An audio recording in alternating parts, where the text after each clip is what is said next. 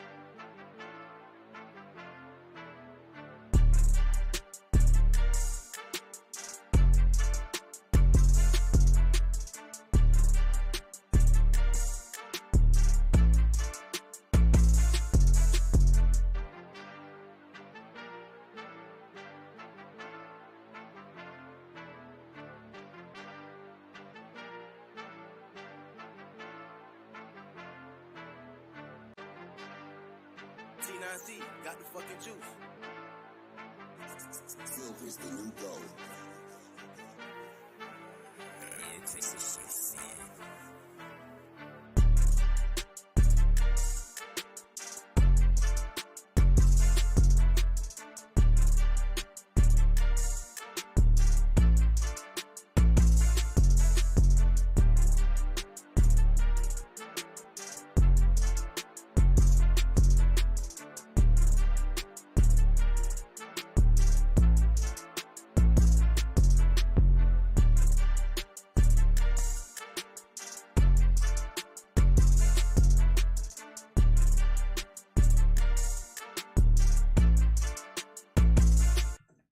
What's going on, everyone? Welcome back to another episode of the JT Sports Podcast. I'm your host, JT. We're not going to be on here too long tonight. I just had some thoughts that I wanted to get off my chest. I got a lot of things to say about Deion Sanders, man. And I already see y'all coming at me in the comment section. Now you want to blame Deion? Of course, because he deserves a lot of criticism for the BS that we keep seeing on a week-to-week basis. Going to get into that shortly. We're also going to be discussing LSU-Alabama, Kansas State, Texas, and Mizzu-Georgia. Before we do, welcome. I appreciate you guys for tuning in. Make sure that you leave a like, subscribe to the channel. We go live Monday through Thursday around 9 to 10 p.m. Eastern time. We also go live after Monday night and Thursday night football. We're not just a YouTube channel. Every episode of the podcast is available on all podcasting platforms: Apple, Google, Spotify, Amazon, wherever you get your podcasts from. The JT Sports Podcast is available. If you enjoyed tonight's episode and you want to support the channel, go ahead, give us a 5-star review on Apple and Spotify. We will greatly appreciate it. Share the podcast with your family members and acquaintances. And also make sure that you guys go ahead and comment your thoughts on anything that we discuss on tonight's episode. I got to get this off my chest, man. Colorado has now lost 3 straight.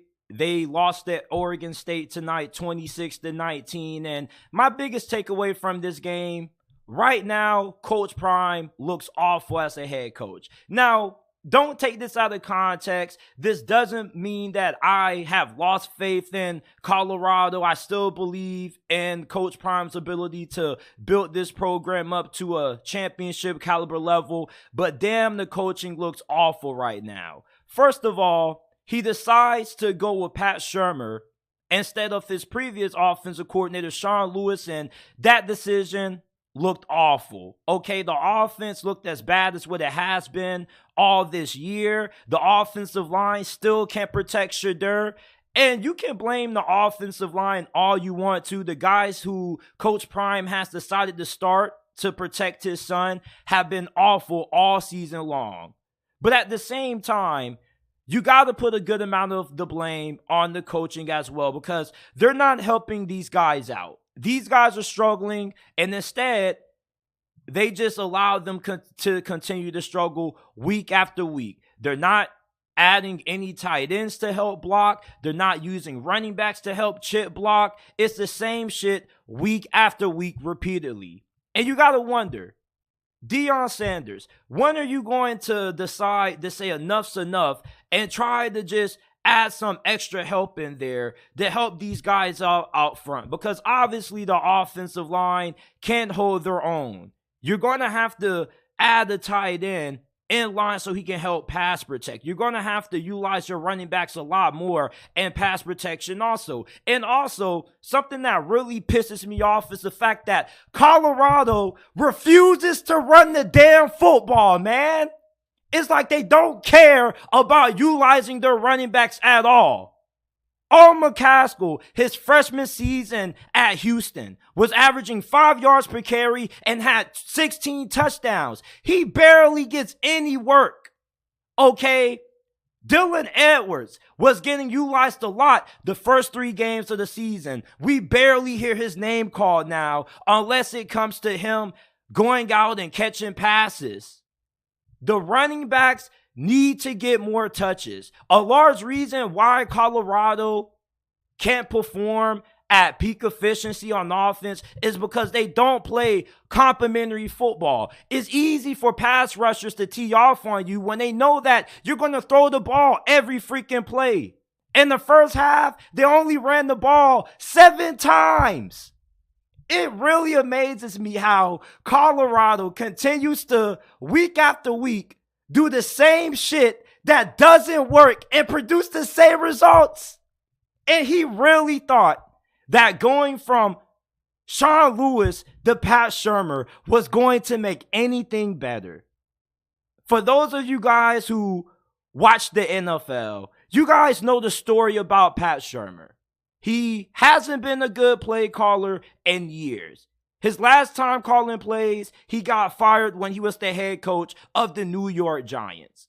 He was brought in to be Colorado's offensive analyst. I never thought that he was ever going to touch the play calling during this season. Sean Lewis isn't that bad. I think it's pretty simple. All you got to do is tell Sean Lewis to run the freaking football more. Utilize tight ends more to help block. Utilize your running backs to help block. Hell, you aren't going to use your running backs to run the football, so you might as well try to use them for something.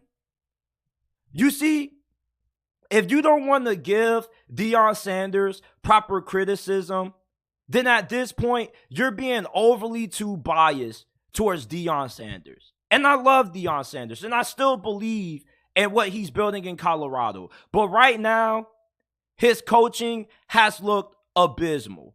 All right? You can't go in to these games doing the same shit that isn't producing different results. That's the sign that you're not a great coach.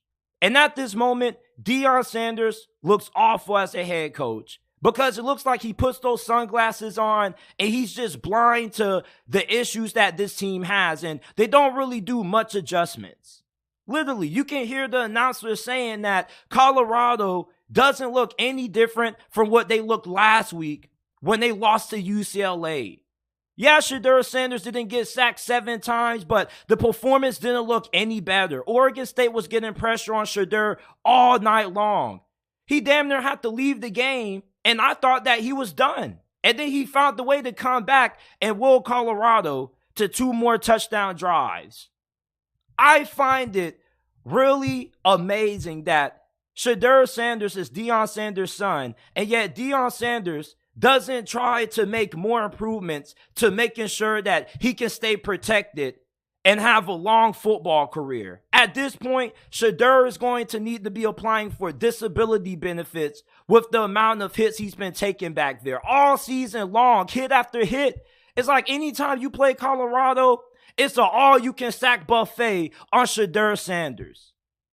Eventually, when is Coach Prime going to say enough is enough and change the scheme up? And don't give me the whole, oh, it's too late into the season to start trying to change your scheme. You got to do something because the offense has not been the same that we saw earlier this season when they went to TCU and they were putting 40 burgers on nearly every team that they played. This offense has struggled, and it's been because this offensive line has played garbage. Yes, the offensive linemen that Deion Sanders has are not that good, but the coaching is not helping. They're leaving these dudes out to dry. Deion Sanders, I love him. But when it comes to this offensive line, getting guys in the transfer portal isn't going to help that much if you're not going to be able to coach these guys up and help them improve. And another thing that really annoys me anytime I watch Colorado is the awful clock management. Why would they wait until the last 1 seconds of the game to finally call another timeout?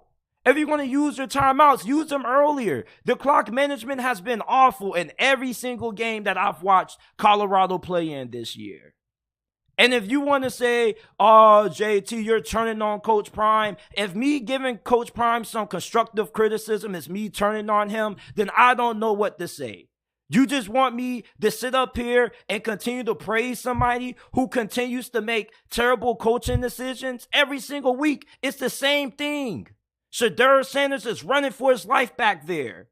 The offensive line is getting no help from the running backs or tight ends, and the clock management is terrible.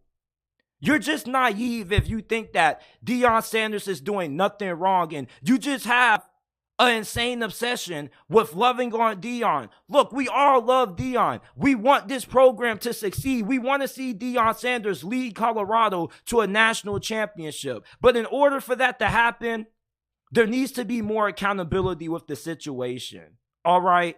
It's cool to go out to the national media and your post-game press conference and say, yeah, we need to get more new linemen. Okay, cool. But what's the point of getting more offensive linemen if your coaching isn't going to be good enough for those guys to succeed? And I'm really interested in seeing after this season how many players stay and how many players hit that transfer portal. Because if half of this team leaves for the transfer portal, I think it's going to say a lot about Deion Sanders. You see, a big reason why I was a big believer in Deion Sanders is because I felt like he was going to knock the recruiting out of the park. And they had a lot of 5- and 4-star guys in attendance in this game. And if I'm a 5- or 4-star offensive lineman, why would I want to play for Colorado? Yeah, you can pitch me early playing time, but can you pitch me the fact that I'm going to be properly coached? You're going to put me in the proper scheme to succeed? Because right now, Colorado's offensive coaching is terrible. You don't really know who is your offensive coordinator. The play calling has diminished. You don't run the football at all. The defense has improved. But offensively, Colorado has looked like a shell of themselves compared to how well they played on the offensive end of things their first couple of games this season. They started out 3-0. Ever since their 3-0 start, they lost, what, 1 out of 5? They're on a 3-game losing streak right now. Okay? They're 1-5 since their 3-0 start. Colorado right now is being poorly coached by Deion Sanders. It's like the coaching was really good the first 4 games, and now the coaching has just went god-awful. How do you go from great coach to bad coach in the span of just a couple of weeks? And like I said, I'm not turning on Deion Sanders. If me being honest about what I'm seeing out there is me turning on Deion Sanders, then once again, I'm going to say that you're being naive. Deion Sanders is part of why Colorado is in the situation that they're in right now. And of course, you can say, well, JT, Deion Sanders already accomplished what was needed to be done because they improved their win total from 1 to 4, and that's cool. But I at least thought that Colorado was capable of being able to win 6 games. You see, you can make all the excuses about you not being able to make a complete team via the transfer portal. That's understandable. But let's not make it seem like the coaching hasn't been the problem. You have to change coordinators. That didn't work. And you changing coordinators, nothing looked different from the offense. The offense looked as bad as how it has looked over the last couple of weeks. Give Sean Lewis back the play calling duties. I never felt like Sean Lewis play calling was that bad where you need to revoke the play calling duties from him. The only thing you needed to tell Sean Lewis was to run the football more with the running backs and find ways to give Shedeur Sanders additional help.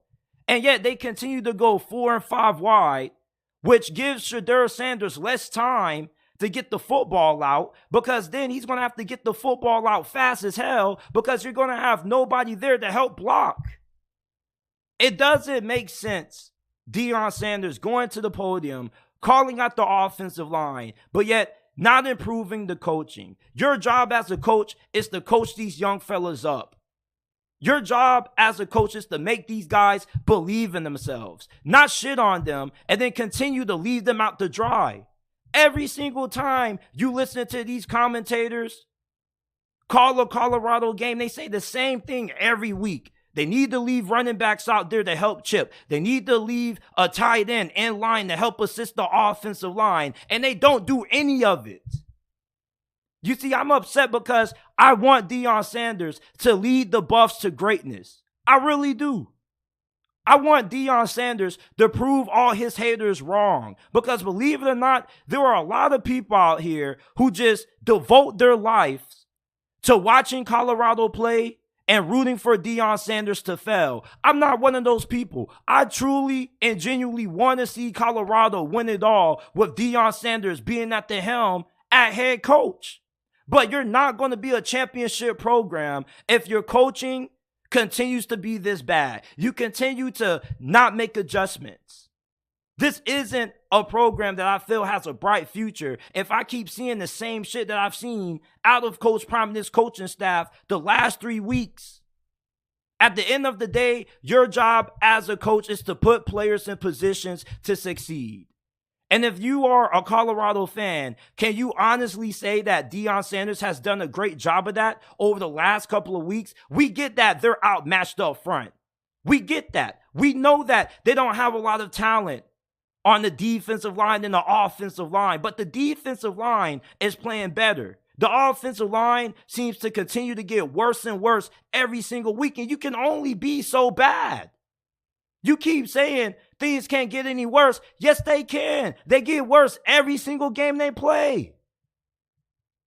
Oregon State, yes, this game looked close, but if you really watch this game from start to finish, Oregon State had control of this ball game for the whole entire 60 minutes this game was played.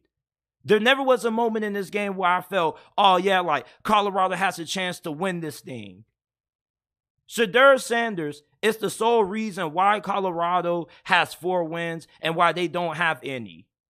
If it wasn't for Shedeur Sanders, Colorado would be an awful football team. He really is the glue that keeps this team together.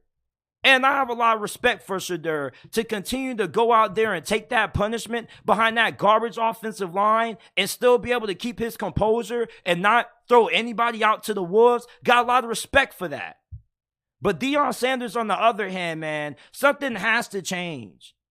Every time I watch Colorado, I get really upset because I don't see any adjustments being made. I still believe in Deion Sanders as a head coach, but right now, I can't continue to defend awful coaching. And that's what I'm seeing out of Coach Prime and the Buffs right now. This is a coaching staff that continues to do the same thing every single game and it not work. Eventually, you're going to have to make some schematic changes. I don't know what that may entail, but it definitely doesn't involve having Pat Shermer call the damn plays. Hell, I thought Pat Shermer calling the plays, I thought he at least would run the football more. Can't even do that. Oregon State gives Colorado their third straight loss. Colorado has now fallen to below 500. And their next two games are pretty winnable. They got to play Arizona State and Washington State. These are two teams that, you know, they are more talented than Colorado, but I don't think by all that much. And Arizona is playing some really good football right now. Okay, but I still think that's a winnable game for Colorado. Same thing for Washington State. We're just going to hope and pray to the football gods that they can figure things out against Utah. But I'm really disappointed in the coaching display and effort that I've seen out of Deion Sanders. It doesn't even look like they're trying to make any changes. They go out there, they do the same nonsense every single week, and Shedeur gets blasted. Week after week, he's taking big hits. And if you're Deion Sanders, you got to be concerned as a father. As a father, you should want your offensive line to play better. You should want your running backs to block more and pass protection. You should want to leave a tight end in there to help assist this struggling offensive line. They're not doing anything to help solve their issues. Instead, they just want to go to the podium and make excuses about how we need better offensive linemen. How about we worry about this season, trying to make it to a bowl game before we start saying how we need to go to the transfer portal and get more players? That's not a good sign to recruits. It is not a good sign to players that are thinking about transferring to Colorado. I mean, they had a 5-star offensive tackle there. And after the shit show that Colorado's offensive line put on display tonight, do you think he would want to commit to Coach Prime? I don't even think Colorado is top 50 in recruiting. I thought that recruiting would be jumping for Colorado. I thought that Deion Sanders would have an easy time building up this team through recruiting because he's Deion Sanders. He's one of the more recognizable athletes of all time. When Deion Sanders comes to your grandma's living room, everybody knows who he is. But yet, why aren't recruits flocking to the bit to play for Deion Sanders? There's a reason. There's a good reason for it. I'm not saying that Deion is a terrible coach, but based on what I've seen out of this team the last month, he's been having some awful decision-making as the head coach of Colorado. The decision to make Pat Shermer the offensive coordinator was terrible. Give Sean Lewis back the play calling duties. All you have to tell Sean Lewis to do was to run the football more. Let's try to play a more complimentary style of football instead of trying to be old school Mike Leach air raid when we throw the football 50 times a game, because you obviously don't have an offensive line that can allow Shedeur Sanders to throw the football that much because he's getting pressured on half of his dropbacks. Congratulations to Oregon State on the well-deserved victory. If you're an Oregon State fan, I apologize because this is more about Colorado. All right, you was expected to win this game. You were expected to win by 13 points, double digits. You didn't cover. Colorado covered once again. Colorado is easy money, but this isn't about Colorado being able to cover. This is about Colorado being able to be a properly coached football team. Stop giving me the excuses about how they have limitations. We get that. But things can be a lot better than what we're seeing right now. And if you can agree with that, then you're just a little bit too biased and you're just too much on the Deion Sanders hype train. If you can't give this man proper criticism where he deserves to be criticized, then you're part of the issue. I love Deion Sanders and I want him to succeed. But right now, the coaching that I've seen out of him the last couple of weeks has been abysmal. Before we move on, let's read the chat real quick. You're right. He hear the play calls. He changed the coach play calls. He keep putting his son in after getting hit. There are literally no adjustments in the second half. It's BS. Yeah, it's BS, Brooklyn boy. Like, I don't get it. He says before every game, when they come up to him and they ask, hey, Coach Prime, what do y'all need to win? What do y'all need to do to win the game? He always says, man, all we got to do is to make sure we keep two upright and we got a chance to win the game. Well, when's the last time Colorado has been able to execute that game plan? Come on, man. Devo H has the 100 emojis. Brooklyn Boy says, yeah, they don't know how to use their players. All this falls on Prime. My passion for this team is fading away. I mean, still support. Okay, don't give up faith. We knew this was going to be a rocky season. All right? And I do think that Coach Prime is eventually going to get this together, hopefully. But right now, like, Colorado isn't looking too hot. And Deion Sanders definitely needs to look in the mirror, and he needs to change some things about his coaching style, because you can't coach in Power 5 college football the same way you were in the SWAC. No disrespect to my HBCU alumni out there and my SWAC brethren, because I have a couple of homies that play in the SWAC conference, but playing in Division I college football and the Pac-12 conference, which is considered a Power 5 conference, is an entirely different ball game. Lateef Cooks says it's a big difference in talent level in the SWAC and MEAC as compared to Pac-12. Deion is going to have to go to major junior college programs to get this team on par with other programs. Like, Deion Sanders is going to have to cut a lot of checks. He's going to have to try to get the best coaches available and the best players in the transfer portal available to continue to build this team up. But if you're a coach, why would you want to coach under Deion Sanders? If you're a player, why would you want to go get coached by Deion Sanders if he's not putting you in the proper situation to succeed? I love Deion Sanders. This dude has great charisma. But right now, as a head coach, he's kind of getting exposed. If you're new, make sure that you leave a like, subscribe to the channel. Give us a 5-star review on Apple and Spotify.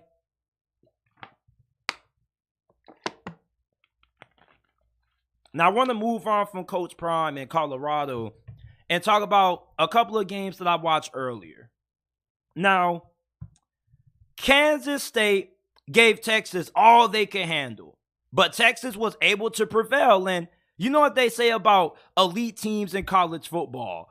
Great teams are able to find ways to win games. Survive and advance, that's what Texas did. Now, earlier in this game, it looked like the Longhorns were going to blow Kansas State out of the freaking water. It was 17-0 at one point, and then Texas had a punt that got blocked, and then Malik Murphy had a couple of costly interceptions, and next thing you know, this game is going into overtime. When you look at Texas, it's pretty apparent that this is the best team in the Big 12. All right? And their defense definitely carried them in this game. When the offense went cold, the defense continued to find ways to keep Texas in position to win this football game. This is a complete team. They got a great offensive line. They got a great defensive line. And they were working Kansas State up front for the majority of this game. There was a time during this game for the first 2 quarters where Kansas State's offense was struggling to even get across the 50. But Texas kicked themselves in the foot. They had some interceptions, some fumbles to block punt, and that's what allowed Kansas State to get back into this game. And anytime you give a team like Kansas State opportunities to get back into a ball game, they're going to make you pay because they're well coached and they also are pretty talented. Now, are they as talented as Texas? No. But anytime you allow a team like Kansas State to come back the way they did, it mostly is due to self-inflicted wounds. Texas, to their credit, though, they were still able to sneak out a win. I thought when this game went to overtime, Kansas State was going to win it. But Texas defense had a big goal line stand. They were able to shut down Will Howard and company when it mattered the most. And they remain with only 1 loss up to this point this season. And their last couple of games, I expect them to win. Quinn Ewers eventually is going to come back healthy. And eventually this offense should bounce back to the form that it was prior to his injury. Malik Murphy, I don't think he's bad. But it's just that sometimes his turnovers can put this team at a disadvantage. And we saw that in this loss. Kansas State, Will Howard had a really good second half. They keep putting in Avery Johnson, their other quarterback, because they run like a 2-quarterback system. But I really feel like they need to scrap that, and they just need to stick with Will Howard. Okay, I get that Avery Johnson gives you a different element when it comes to his athleticism and you can do a lot of innovative things in the run game with them, but Will Howard gives you the best chance to win. And just rotating in different quarterbacks, it hurts your offense's efficiency. Because then anytime a guy gets into rhythm, you put another guy in, and it kind of can hurt your offense in a sense. Texas proved why they're the best team in the Big 12 with this win, because they are a complete football team, and they showed why they're one of the best teams in college football. The best teams in college football find different ways to win. It may not be pretty, it may be ugly, but Texas, not just are they good offensively, but they also are really good defensively, and I don't think their defense gets enough credit for getting them to the point that they are right now. For them to be able to beat a really good Kansas State team with a backup quarterback shows you just how great of a defense the Longhorns have. They're really good up front. They got a really good secondary also. This is the best team in the Big 12. And Oklahoma just lost their second straight game to Oklahoma State. We don't even know if Texas is going to be going up against the Sooners in the Big 12 championship anymore. It's up for grabs at this point who Texas is going to play in the Big 12 championship. But you definitely have to like their chances of being able to win out and make an argument for why they deserve to be in the college football playoffs, because they still have the best win in college football, beating Alabama on the road in Tuscaloosa. They've dealt with a couple of injuries. Definitely losing Quinn Ewers, you definitely can feel the significance of not having him on the field. He can be inconsistent at times, but Malik Murphy put Kansas State back into this game. The special teams block that Kansas State had was huge. It was 17-0 prior to that play happening. They got that block punt. They capitalized off it. It was 17-7. And then in the second half, Texas offense just went ice cold, and Kansas State got back into this ball game. And Kansas State probably could have won this game if the play calling was just slightly better. I don't hate the play call, their final play in overtime, but it could have been a little bit better. Overall, Texas showed that they're a complete football team, all right? They're one of the best teams in college football, not just because they got an explosive offense, but because they're great on both sides of the football. This defense deserves to be talked about way more than what it has been. And I think that this defense carried Texas to a win in this game. I see a lot of people in the comment section saying that I'm coming in and dropping the hammer on Deion because the hammer needs to be dropped. And I get that Colorado has already exceeded expectations.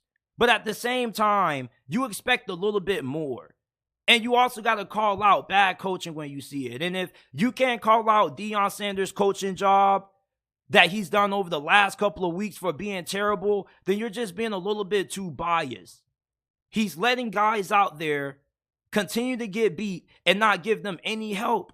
The commentators are literally screaming, leave a running back in there to chip. Leave a tight end in there, in line to block. You don't use the running backs. You don't use the tight end, so you might as well use them to block. Help out Shadur. Help out your son. I'm not hating on Deion. I love Deion. I still believe in what he's trying to build in Colorado. But right now, the coaching is awful. And apparently, if he's not going to hold himself accountable, because, I mean, he can say he's going to be accountable and you can put the loss all on him all you want to, but we don't see any changes. They go out there and they do the same shit every week. Nothing looks different. The offensive line is still abysmal. You're not giving those guys any help, and we keep seeing the same result. They're not even trying to run the football more. They only ran the ball 7 times in the first half. That's inexcusable. Meanwhile, Oregon State ran the football, 18 times in the first half? It's not hard to play complimentary football. Why are you going air raid when you don't have the personnel that have that kind of offense? That's all I'm saying. Deion Sanders hasn't done a great job the last couple of weeks. He's a worse head coach now than what he was when Colorado was 3-0. When he was 3-0, everything was working.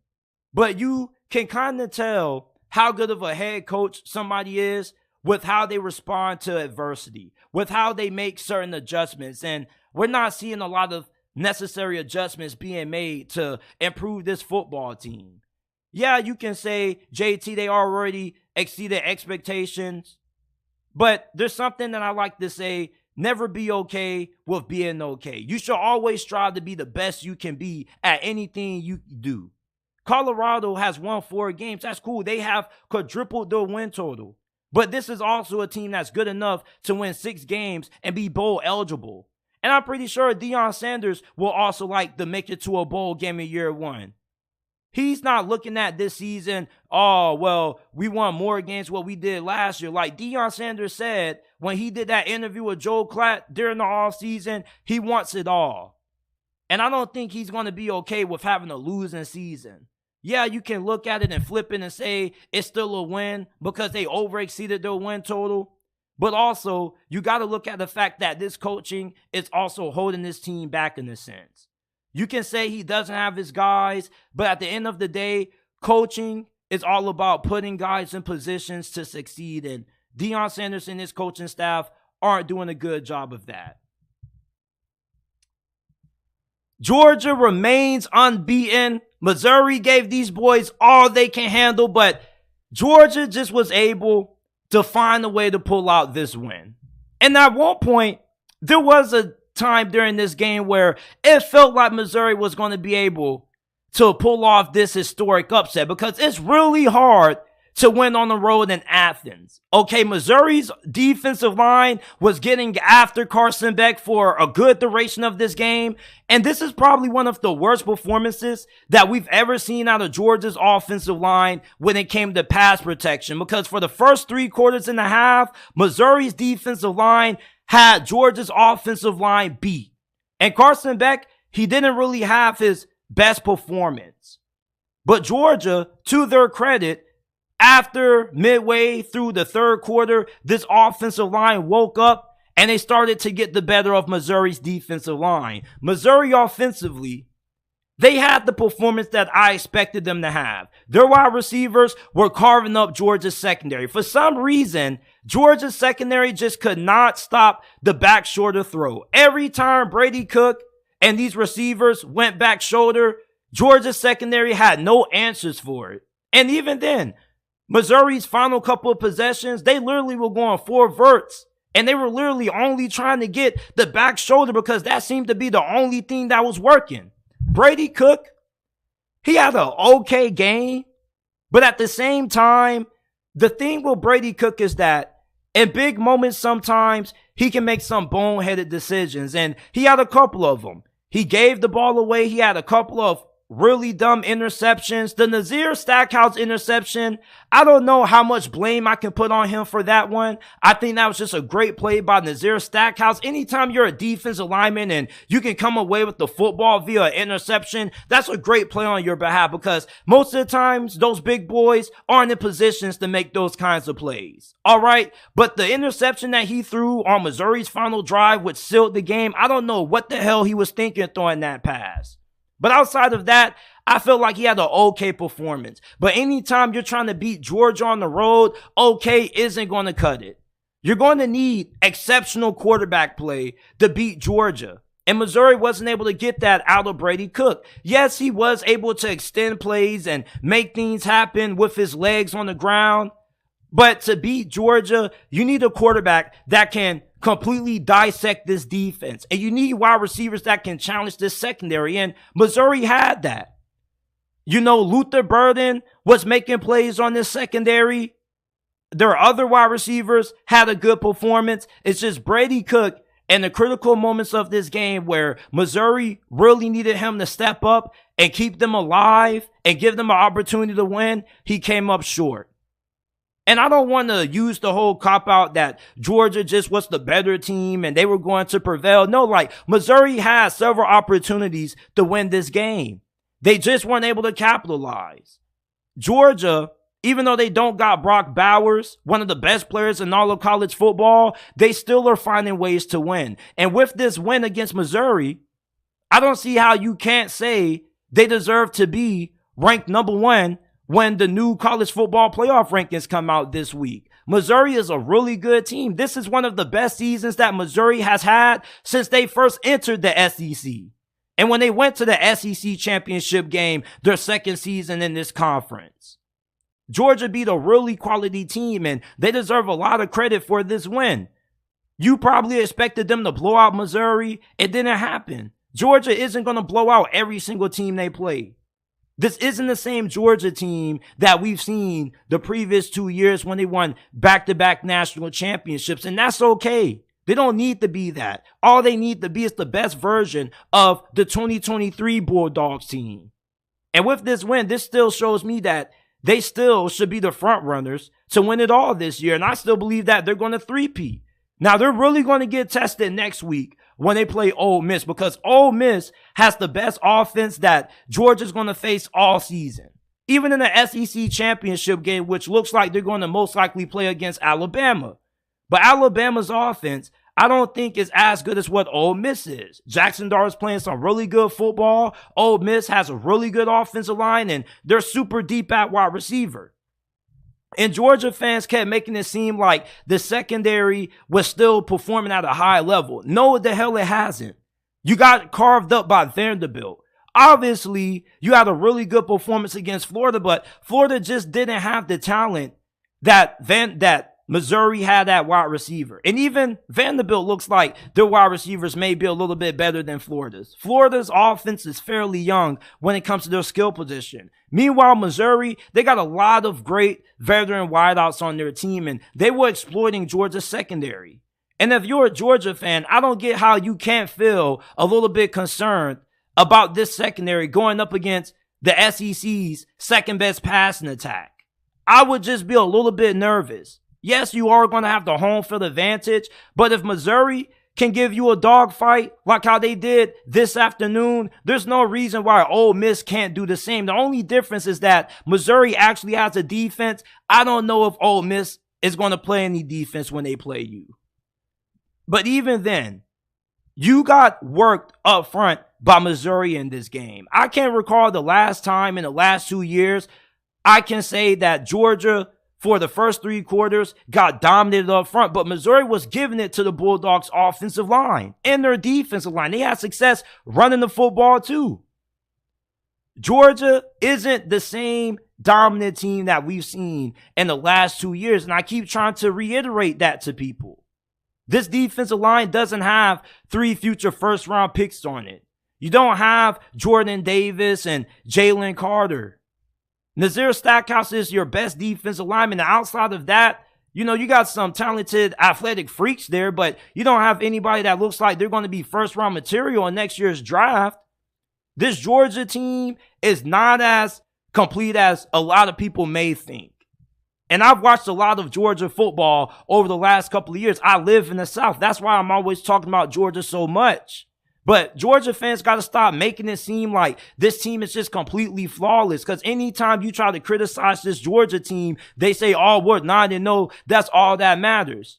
Listen, you can get the right answers to a math problem, but that doesn't mean that the way you're going about it is always going to work. Eventually, when the problem gets more complicated, the way that you went about getting the answers the first time may not work.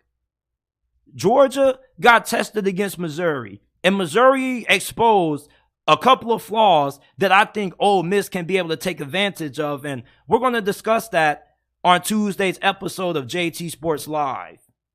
The last thing I want to talk about, Alabama beat LSU. This was a fantastic game. I mean, you talk about an offensive explosion. Jayden Daniels and Jalen Milroe were absolutely lights out in this game. This was Jalen Milroe's coming out performance. And this has to be the best game that he's ever played, being the starting quarterback for the Crimson Tide. Like, the biggest knock on Jalen Milroe has been his passing. Well, he had an incredible display of passing in this game. Outside of that missed throw to Isaiah Bond, which should have been a touchdown, but he just overthrew it. He had a fantastic performance. Now, he had 4 rushing touchdowns in this game. So obviously, everybody's going to talk about how great of an athlete he is.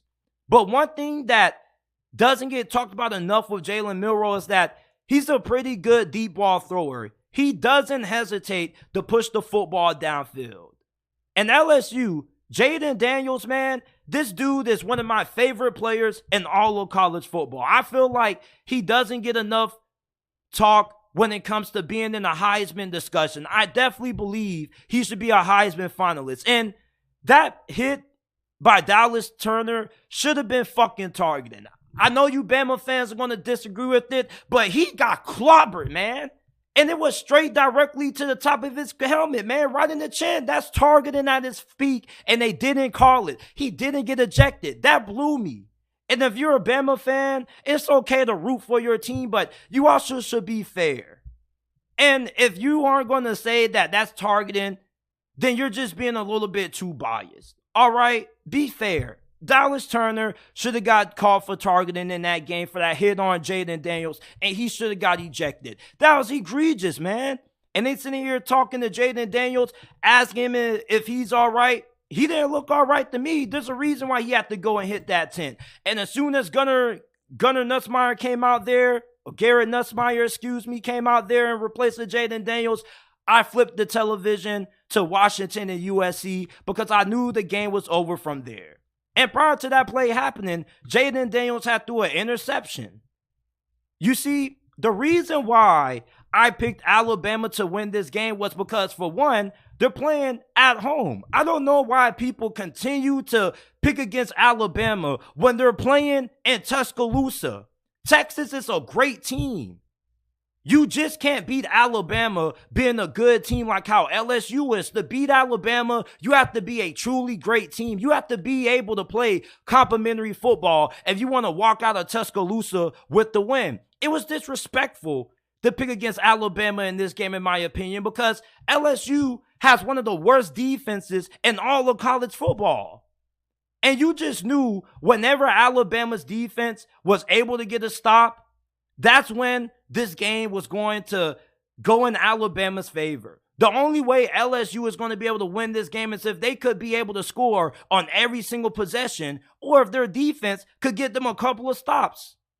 And at one point in the second half, this defense, they might as well not have been on the field because Jalen, Milroe and company were carving up this defense on the ground, via the air. It's funny how LSU takes so much pride in calling themselves DBU when the defensive backs that they got on this year's team look awful.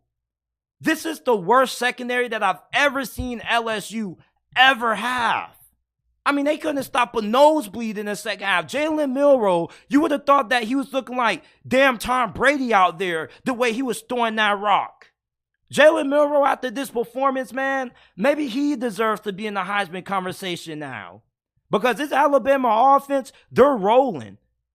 And it's really scary to think that Alabama has now started to figure things out offensively. It's funny how the biggest weakness for Alabama coming into this season was the quarterback position. And people thought that the quarterback position was going to be a big reason why Alabama was going to win or lose, 2 or more games. But they only have one loss. And that one loss came early in the season to a great Texas team. Alabama people, we need to start viewing this team as a national championship contender again. This defense is all world. Yes, they gave up 28 points to LSU, but this is a LSU offense that's been hanging 40 and 50 burgers on teams with ease. Their secondary gave up a couple of big plays. You had that big touchdown to Malik Neighbors really early in this game. You see, that's kind of my biggest pet peeve with this Alabama defense. They are really talented, and they are one of the best 5 defenses in the nation, in my opinion. But they do have a tendency to get beat over the top more times than often. More times than what you would like. And Nick Saban was really irate over it, as he should be, because there's too many times where this defense gets beat over the top. It doesn't happen every single possession, but in certain moments, like in this one, this game, you know, this secondary kind of has a tendency to look in the backfield and they can give up some big plays. Now, they don't give it up consistently, drive after drive. It's not like a big glaring issue, but against Tennessee, they had a similar play where they gave up to Squirrel White, where they got beat over the top. Big plays is just something that Alabama secondary just has a tendency to give up a couple of times during matchups. But outside of that, this front seven is immaculate. This defensive line is really good. It's really hard to convert in 3rd and short or 4th and short on this Alabama defensive front. They had a really big stop on 4th and 1 early. It was a big pass breakup by number 13. And against Tennessee, they had a couple of big stops when Tennessee was trying to run design quarterback runs with Joe Milton. And Joe Milton is a really big dude. He's like 6'5", 240 pounds. And Alabama was stopping him on 4th and 1 and 4th and inches. This is one of the best defenses that Alabama has had under Nick Saban in a very long time. This is a championship caliber defense. And with this offense now starting to, hit their stride, you definitely need to start putting Alabama right back in that championship discussion. And I think Georgia, if they go up against Alabama in the SEC championship game, they probably are going to lose that game because Alabama looks like the way better team up front than what Georgia is. And now with Alabama having competent quarterback play now, we can now fully say that Jalen Milroe is that dude at quarterback. He's good enough to dissect that Kirby Smart defense because that Kirby Smart defense isn't the same historically great defense that we've seen in 2022 and 2021. Alabama, to me right now, looks like a way better team than Georgia, even though Georgia is undefeated right now. And you go back and you look at that Auburn game and you look at this Missouri game, Georgia looks extremely vulnerable. Alabama, they go up against Ole Miss and they held them to 10 points. They go up against Tennessee and they shut them out entirely in the second half of that game. I think Georgia right now is in a little bit of trouble in terms of their opportunity to be able to three-peat. Now, I still believe that Georgia's going to three-peat again, or I believe that they're going to win the national championship again and complete their three-peat hopes. But right now, I'm a little concerned about my prediction. I picked Georgia to win it all, but right now, I think Alabama also deserves to be in the mix. We keep giving a lot of credit to Oregon, despite the fact that they lost to Washington and how people keep saying nobody should want to play Oregon, but I don't think anybody should want to play Alabama. Now Jalen Milroe is now starting to show growth as a passer, and we know how scary he is as a runner. I mean, the dude went for over 100 plus and 4 touchdowns on the ground. And also had a perfect display of passing in this game. That's scary. Jalen Milroe being able to put it all together should scare a lot of teams. And the rest of Alabama's schedule is pretty easy. Although I'm not going to overlook them going up against Hugh Freeze and Auburn because we know Hugh Freeze is the upset master. But they got Kentucky up next. They got Auburn coming up. I like Alabama to win out, make it to the SEC championship game, and then we'll see what happens from that point forward. But right now, if I had to make a prediction between who I felt was going to win this conference, I probably will go with Alabama.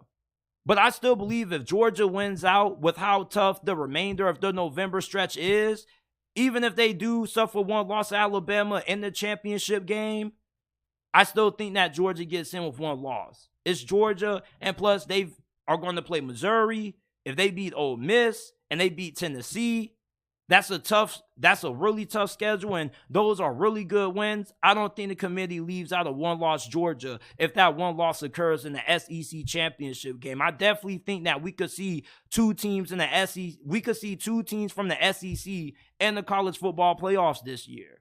Alabama is playing some really good football, and if you're going to talk about Oregon being a team that nobody wants to play, I think Alabama should also be in that discussion also. I wouldn't want to play these fools neither, especially with Jalen Milroe hitting his stride. Alabama beats LSU 42-28. Like I told you guys all week long, LSU wasn't going to have a chance at beating Alabama with how bad that defense has been. They can't stop the run. They can't stop the pass. They can't get off the field in third down situations. They can't get stops in the red zone. And if you want to beat Alabama in Tuscaloosa, you got to be a complete team. Texas is a complete team. Like we talked about earlier, their defense helped guide them to the win despite their offense going ice cold in the second half with a backup quarterback. That shows you that Texas is a complete football team. They got an explosive offense when Quinn Ewers is really healthy, and they got a great defense. Those are the kind of teams that can beat Alabama and Tuscaloosa. You're not going to beat Alabama being one-dimensional, being a one-trick pony where you got to score 40 to win.